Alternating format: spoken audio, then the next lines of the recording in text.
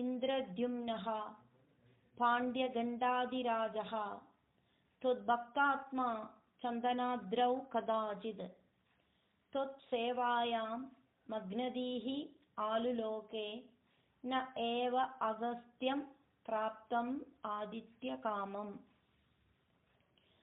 इन्द्रद्युम्न पाण्ड्यगण्डाधिराजा त्वल्भक्तात्मा चन्दनाद्रौ कदाचित् त्वल्सेवायामग्नदीरालुलोके नैवागस्त्यं प्राप्तमादित्यकामम्। कुम्भोद्भूतिः संवृतक्रोधभारः स्तब्धात्मा त्वं हस्तिभूयं भज इति शप्त्वा अद एनं प्रत्यगाद सह अभिलेभे हस्तीन्द्रत्वं त्वत्स्मृति व्यक्तिधन्यम्।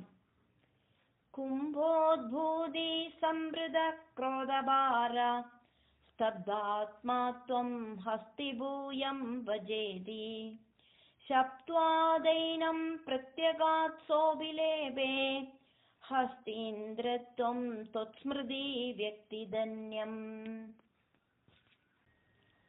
दुग्धाम्भोधेः मध्यभाजि त्रिकूटे क्रीडन् शैले यूदभः अयं वशाभिः सर्वान् जन्तून् अत्यवर्तिष्ठशक्त्या त्वद् भक्तानां कुत्र न उत्कर्षलाभः। दुग्धाम्भोधेर्मध्यभाजि त्रिकूटे क्रीडन् शैले यूदभोऽयं वशाभिः सर्वान् जन्तून् अत्यवर्तिष्ठशक्त्या त्वल्भक्तानां कुत्र नोत्कर्षलाभः। स्वेन स्थेम्ना दिव्यदेशत्वशक्त्या सह अयं गेधान् अप्रजानन् कदाचित् शैलप्रान्ते घर्मदान्तसरस्यां यूदैः सार्धं त्वत्प्रणुन्नः अभिरेमे।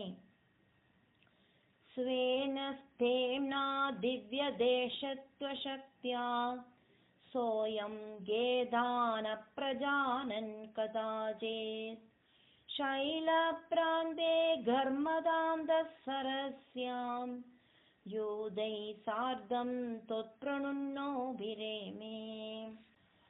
हु तावद् देवलस्य अभिशापाद् ग्राहीभूतः तज्जले वर्तमानः जग्राह एनं हस्तिनं पाददेशे शान्त्यर्थं हि श्रान्तिदः असि स्वकानाम्।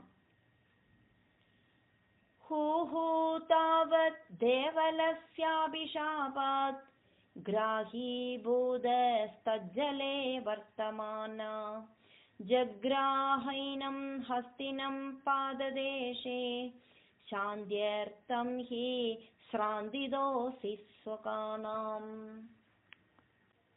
त्वल्सेवायाः वैभवाद् दुर्निरोधं युध्यन्तं तं वल्सराणां सहस्रं प्राप्ते काले त्वद् पद एकाग्र्यसिद्धि नक्राक्रान्तं हस्तिवर्यं व्यदाह त्वम्।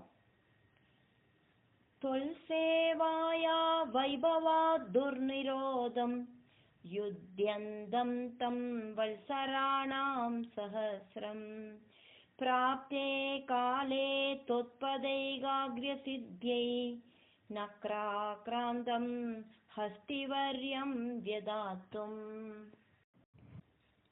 आर्ति व्यक्त प्राक्तन ज्ञान भक्तिः शुण्डोत्क्षिप्तैः पुण्डरीकैः समर्चन् पूर्वाभ्यः तं निर्विशेष आत्मनिष्ठं स्तोत्रश्रेष्ठं सह अन्वगादीद् परात्मन्। आर्तिव्यक्तप्राक्तनज्ञानभक्ति शुण्डोत्क्षिप्तै पुण्डरीकै समर्चन् पूर्वाभ्यस्तं निर्विशेषात्मनिष्ठं स्तोत्रश्रेष्ठं सोऽन्वगाधीत् परात्मन्। श्रुत्वा स्तोत्रं निर्गुणस्थं समस्तं ब्रह्मेशाद्यैः न अहम् इति अप्रयादे सर्वात्मा त्वं भूरिकारुण्यवेगात् तार्क्ष्यारूढः प्रेक्षितः अभूः पुरस्तात्। श्रुत्वा स्तोत्रं निर्गुणस्थं समस्तं ब्रह्मेशाद्यैर्नाहमित्यप्रयादे सर्वात्मा त्वं भूरिकारुण्यवेगात् तार्क्ष्यारूढ प्रेक्षितो पुरस्तात्।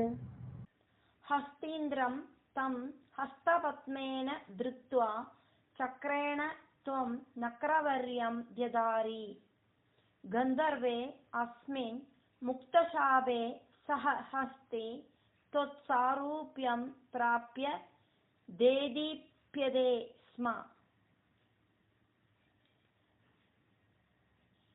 हस्तीन्द्रं तं हस्तपद्मेन धृत्वा चक्रेण त्वं नक्रवर्यं व्यधारि गन्धर्वेऽस्मिन् मुक्तशापे सहस्ते त्वत्सारूप्यं प्राप्य देदीप्यते स्म।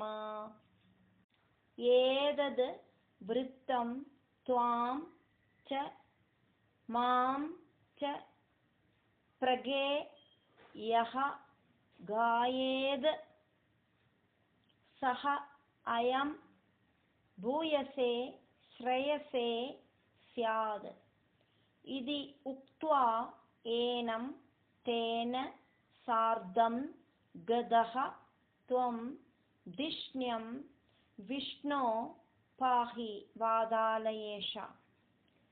एतद्वृत्तं त्वां च मां च प्रगेयो गायेत् सोऽयं भूयसे श्रेयसे स्यात् इत्युक्त्वैनं तेन सार्धं गतस्त्वं धिष्ण्यं विष्णो पाहि वातालयेश।